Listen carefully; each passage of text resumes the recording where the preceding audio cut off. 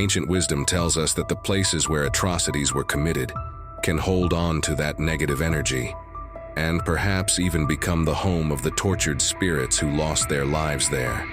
Some say belief in these hauntings is just superstition, but those who have stepped into the Villisca Ax Murder House have been forced to change their minds. The house is renowned for one of the most horrifying and mysterious acts of murder that ever took place on American soil, and those who have been brave enough to visit insist that it's haunted. But what happened in the house that started all of this frightening paranormal activity? And why can these spirits not move on? Stick with us as we uncover the mystery of the Villisca Ax Murder House. The house we are about to enter is located in the town of Villisca, Iowa, and the day all the horror started was June 9th, back in 1912. You can tell by looking at the house that the family who lived there were fairly wealthy. They were the Moores, a respected and friendly family with many children. Josiah and Sarah Moore had one daughter, Mary, who was 10 years old, and 3 boys. The eldest was Herman, age 11. Arthur was 7, and Paul was just 5 years old. On this day, Mary had arranged a play date with her 2 friends, the Stillinger sisters Ina May, who was 8, and Lena, who was 12. The sisters joined the Moore family for a day out to their church's Children's Day program, before heading back with the family for a sleepover. Their parents never suspected that their girls wouldn't return home after that innocent bit of fun with friends. The group got home late that night, about 10 p.m. But when they opened the door to their beautiful house, they had no idea their killer was already inside. Police later discovered 2 burned-out cigarettes in the attic, evidence that the killer had been lurking patiently above the family gathering, just waiting for them to fall asleep. Police later pieced together what happened next. According to them, the killer came down from the attic and silently picked up the axe belonging to the Moore family. He crept into the parents' bedroom first and bludgeoned them both to their demise with the axe. Strangely, Sarah was the only person killed with the sharp end of the axe. Instead, he preferred to use the blunt end to break in their skulls, rather than the quicker, cleaner cut. In this room, he left a dent in the ceiling when he swung the axe, which would later be used to rule out several suspects. But it baffled police. The dent was not over the bed, where the killer would have swung the axe to commit the heinous act. It was right in the middle of the room. Police eventually came to a chilling conclusion. The killer may have been wildly swinging the axe in a sick kind of celebration. He then moved to the children's rooms and bludgeoned each one of them to death in the same way as their parents, smashing their heads in with the back of the axe. The killer then walked back into the parents' bedroom. Police know he returned because he knocked over a shoe near the bed that had been filling with blood while he murdered the children. He again delivered more blows to Josiah's head. By the time he was finished, Josiah's injuries were so severe that both of his eyeballs were entirely pulverized. Finally, he moved to the guest bedroom, where the 2 sisters were sleeping in the same bed. One was beaten to death like all the others. Autopsies suggested that they had all been asleep at the moment of their death. But 12-year-old Lena's death was different. She had woken up. Her autopsy showed she had an axe wound in her arm from trying to defend herself.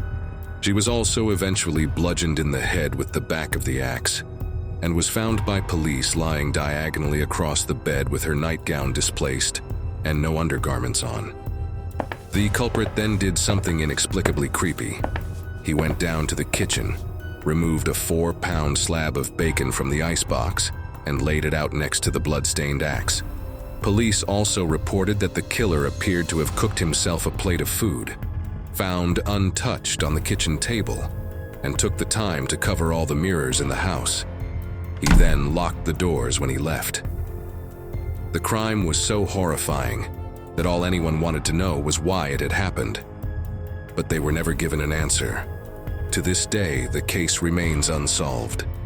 Even more disturbingly, it has been linked to 13 other family homicides of an eerily similar nature, all of which are also unsolved. In each case, it's unclear if there was just one killer or if there were actually 2 people working together. We'll probably never know for sure what happened in that house. But some say the ghosts of the people who do know are still there, more than a century after that horrific night. New families moved into the home over the following decades, and the rumors of hauntings began with them. Nobody stayed in the house for long, not even those who claimed they didn't believe in ghosts or the paranormal. Finally, in 1994, a woman named Martha saved the house from developers who were going to knock it down.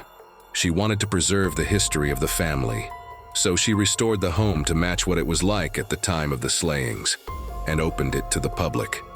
That's when things started to get creepy.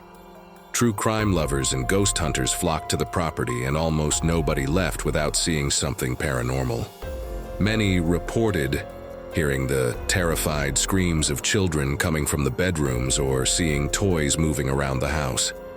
Others claim to have been trapped inside the guest bedroom closet, where some have suggested Lena tried to hide from the killer before he pulled her back to the bed. Footsteps have been heard on the wooden floors.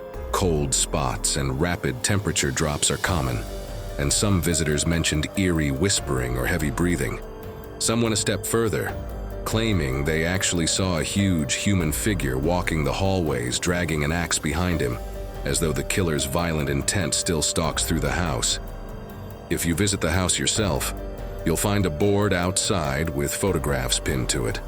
All these photos were taken inside the house and have been handed over by visitors as evidence of the paranormal activity that takes place there. One terrifying photo shows what looks like the figure of a young boy looking out of the window. Another shows scratch marks across a visitor's back, which they claimed appeared out of nowhere. It's always frightening when paranormal entities are able to inflict physical wounds on the living. However, those scratches are nothing compared to what happened in the house in early November 2014.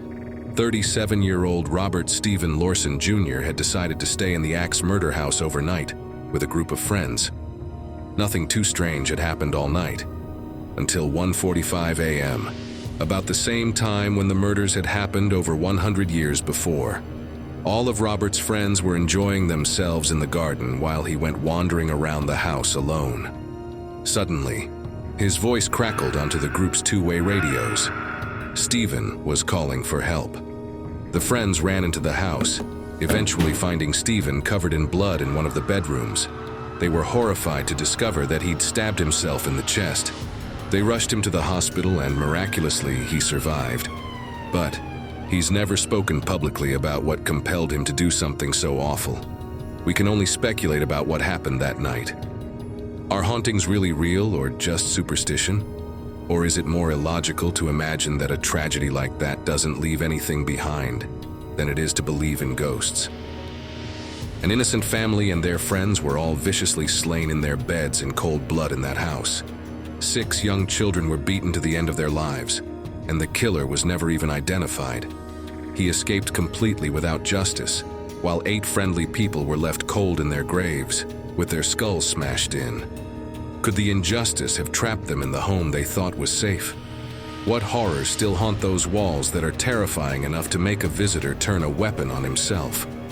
One thing we know for certain is that there are more mysteries than answers hiding inside the Villisca Ax Murder House. What do you think?